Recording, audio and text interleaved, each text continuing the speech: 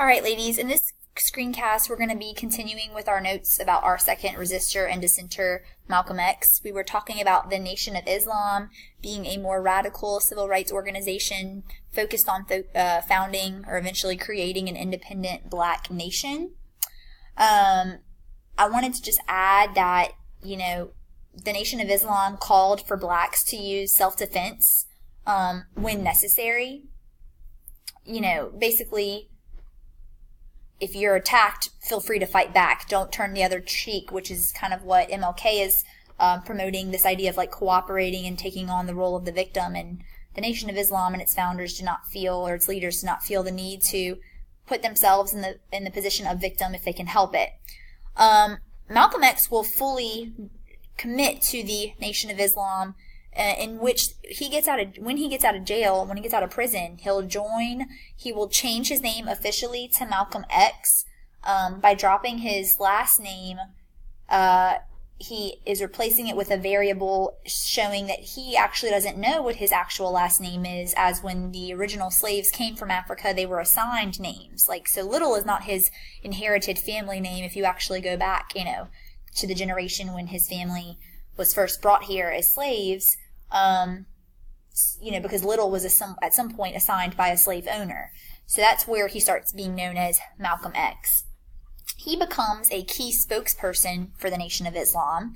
Now he's pretty much self-educated, but very bright, very impassionate, very effective at giving charismatic speeches. He's very well spoken. He is honestly gaining a lot of national attention because of his very colorful speeches and addresses that talk about many of these civil rights issues and these ideas within the Nation of Islam. So he gains a lot of national attention, master debater, big personality.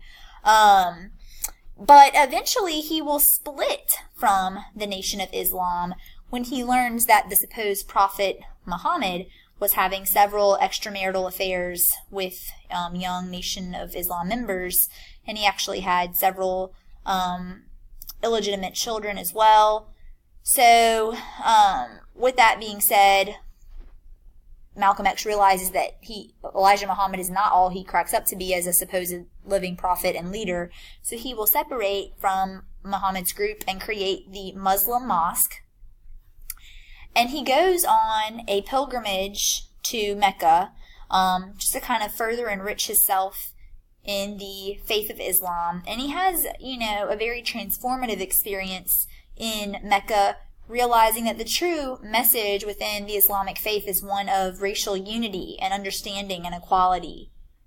Because of that, he will really try to take on a more accurate role of the religion and stop promoting things like black nationalism and a black nationhood, and instead kind of promote more of a universal respect and brotherhood, recognizing the fact that, just because many white people are very cruel to black society, not all white people are like that. And that's kind of what MLK was talking about as well.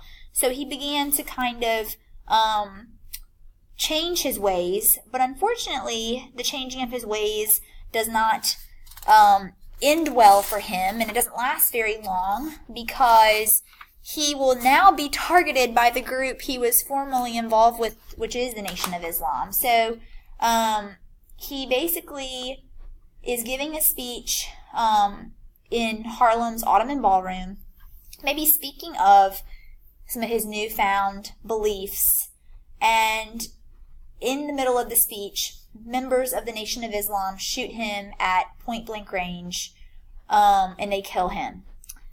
And this is a great tragedy, as even King expressed that he felt it is so unfortunate that it occurred for Malcolm X during a time when he was moving towards a greater understanding of the nonviolent movement.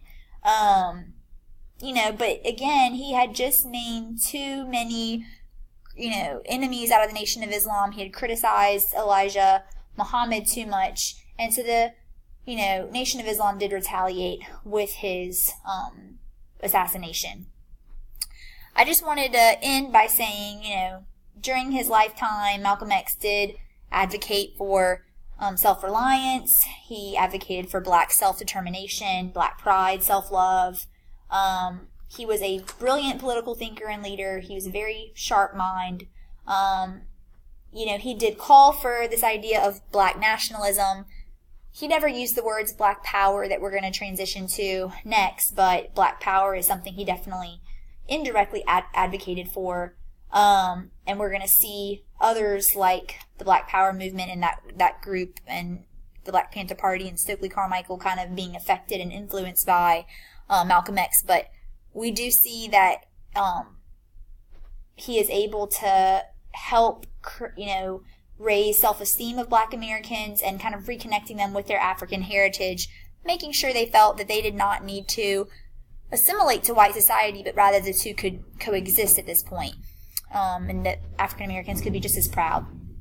So we're going to transition into the Black Power movement that kind of comes out of this time. Like I said, while Malcolm X himself never used the words Black Power, we do see the movement being influenced by him. So Black Power is, again, kind of that transition from kind of interracial integration, interracial organizations to groups having true pride in their African American identity, pride in being black, as it says here on the screen, self-determination over assimilation, self-reliance, similar to like what was being promoted in the Nation of Islam. Malcolm X is definitely an influential character within the Black Power movement. Stokely Carmichael is the man who is accredited of using the phrase Black Power for the first time. He is actually a former leader within SNCC, and was involved in some of the SNCC movements in the southern states. But during one of his arrests, he is quoted. I don't have the quote on the screen. I'll share it later in class. But it went along the line something of he gets arrested, he gets out of jail, he goes to this hall where he gives this address where he is talking about his arrest and talking about his frustration and his loss of patience at this point. And he basically says, I've been arrested so many times and I'm not going to jail again. We've been saying freedom for this many years, but we don't have anything. So what we're going to start saying now is Black Power. And he throws his fist in the air. And it's this very, aggressive, speech and aggressive address. And he's not saying that they're going to go out and physically fight people or go on the attack, but he is ready to fight. If that's what it comes down to, he is ready to fight for freedom and to also defend himself when necessary. He's tired of turning the other cheek. Many of the members of these groups, like even in SNCC and CORE, are tired of turning the other cheek. And so Black Power really is encompassed by all of these ideas of self-determination, pride, African pride, everything Malcolm X was saying, but Stokely Carmichael is the man to say those words. And he himself will eventually leave SNCC and join a new party that is called the Black Panther Party. Now, the Black Panther Party for Self-Defense, as its full title here, is not founded by Carmichael. Huey Newton and Bobby Seale were the founders of this organization. And you see it there on the title on your screen in their names. It was based out of Oakland, California. And the Black Panther Party initially was designed as essentially like a neighborhood watch, but a neighborhood watch looking out for any specific examples of police brutality. What often happened in urban areas across the country is that the police officers who would encounter either people who were protesting or even simply people on the streets when they were going to make an arrest would be acting very brutally to minority groups. And the citizens of these neighborhoods, such as Oakland, are tired of sitting back and doing nothing while the police are brutalizing, innocent civilians. So they essentially take up their legally registered weapons and threaten to fight back if the police were to ever attack anyone in the public, sector.